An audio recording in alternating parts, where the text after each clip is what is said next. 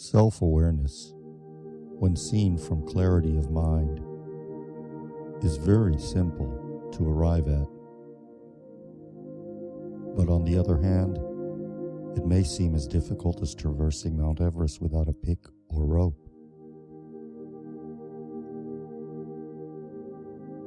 This is because it depends on the mental state of the ego mind, the personality that is doing the seeing.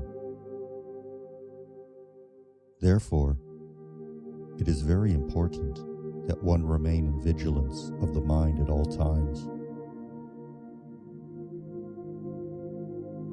If one cannot see one's mind clearly, one must practice searching for it. That is the meditation.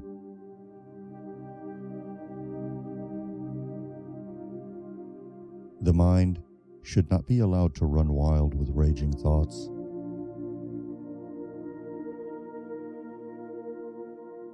When you become aware of this pattern, cut all of the movement of concepts or descriptive elaborations.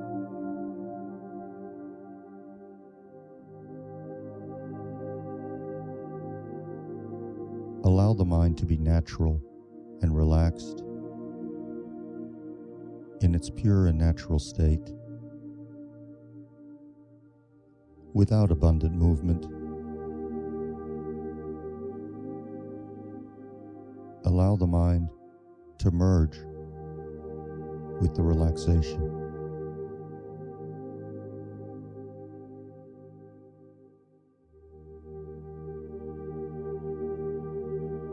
When in a place of such relaxation,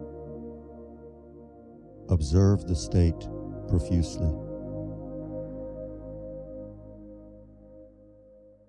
Observe without contemplation the nature of the state of mind,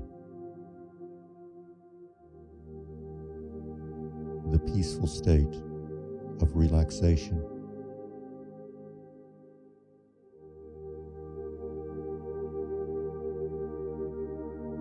Observe your relation to that state of mind, the knower of the state of mind. Who are you?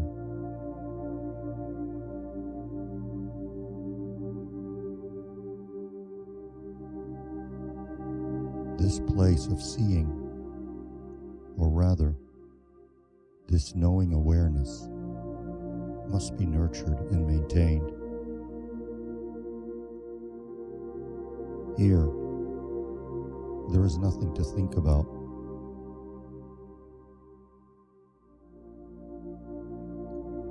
Do not permit movement through the chasing after objects, concepts, or streams of thought. It is already known to you that they are but phenomena, empty of any substance. They move. You are still. Notice this.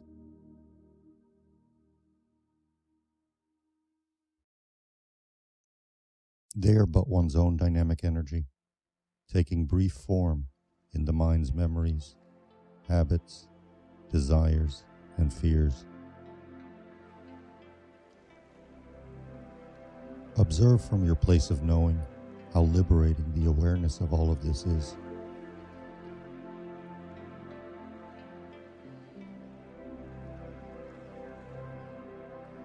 If you have truly known this state of pristine, relaxed mind, from the place of the knower, knowing all perceptions,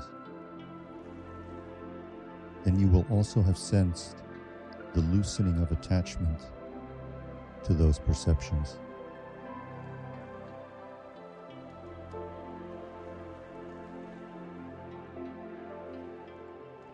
The idea of believing yourself to be the body, the thinker, or believing the thinker, and blindly following its impulses, opinions, or suggestions From here, it may seem absurdly funny, because they are but phenomena, and habit dictates that you obey it blindly. See this.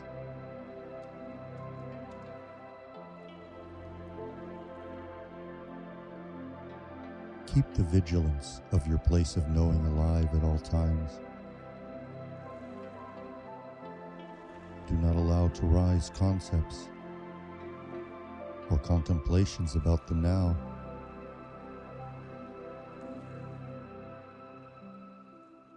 Allow the mind to become still within your relaxation.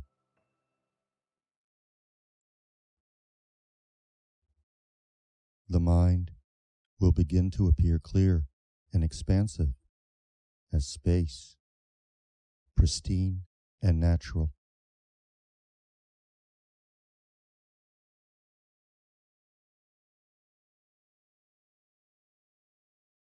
You may only sense this briefly in the beginning.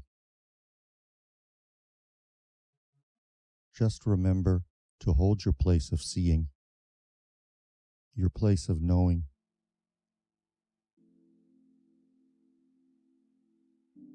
The mind will not stay quiet for long. A thought or a movement will arise. This is fine.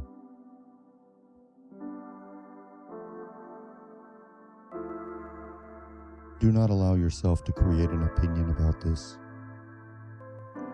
for doing so will only create more stirring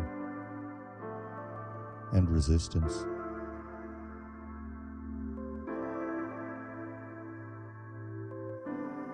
Why should a thought not arise? It is but your own energy.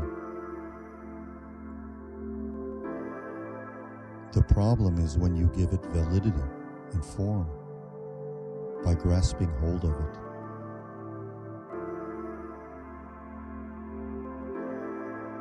When the thought arises, simply be aware of it as it rises, and leave it with that. Leave it with the awareness.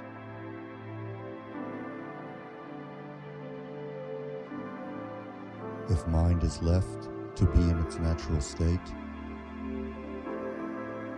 the thoughts will become pacified. The thoughts liberate themselves like waves returning to the ocean. For where else can they go?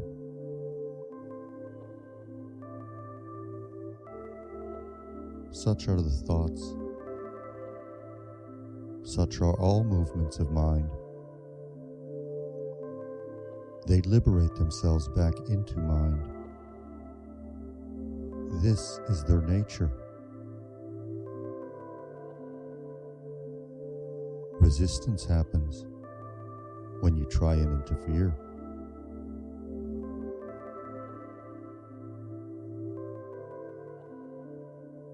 Accustom yourself to witnessing this phenomenon. Every moment, every waking moment possible. On the other hand, if it occurs to you to take note of the thought and elaborate on it by thinking, "This should not be, I want this to stop," that is only more turmoil, more thought. The mind cannot be used to stop the mind. This is like if the policeman is being assisted by the thief in order to help catch the thief.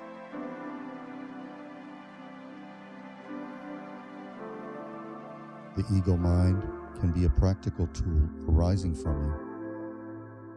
It will do exactly as you command, even without your conscious awareness of it. If you think, "I must stop thinking," the mind, in order to comply with your command, will place itself as the stopper of thoughts. But in order to be the stopper of thoughts, It must simultaneously create thoughts for it to stop in order to do a good job for you. It is self-defeating, a useless endeavor.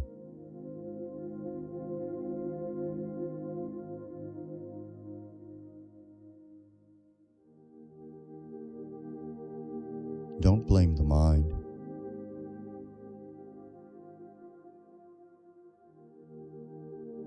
It is doing what you requested of it.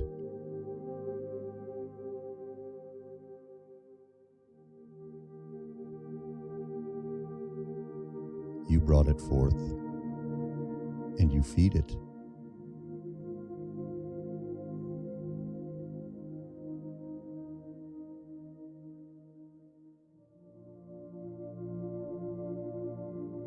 Remain as the observer of movement, not as one who stirs the waters. And all thoughts will vanish. As you progress in this practice, you may begin to experience what seems as brief moments of subtle liberation or bliss.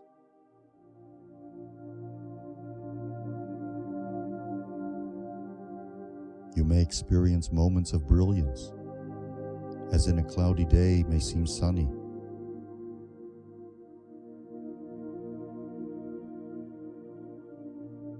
Or if practicing at night, the night may light up as day. Such things are common occurrences. They are signs of being on the correct path, and that your obstructions are thinning. But do not cling to such moments. Simply be aware of them. Allow them to appear as they wish.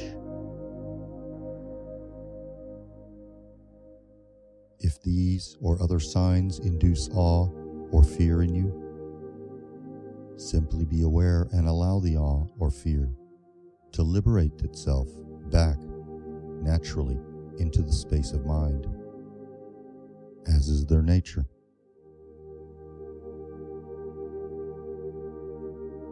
Do not become attached or entangled with them. Do not give importance to such moments, and do not turn them into a goal.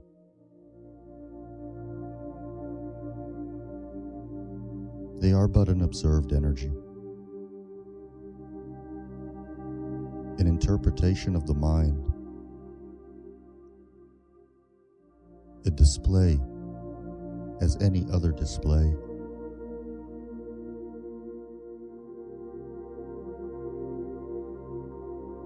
You are the observer of the arising and falling phenomena of all displays. You do not rise and you do not fall. You are motionless. You are always the awareness of the changing. You are always the silent, unchanging one.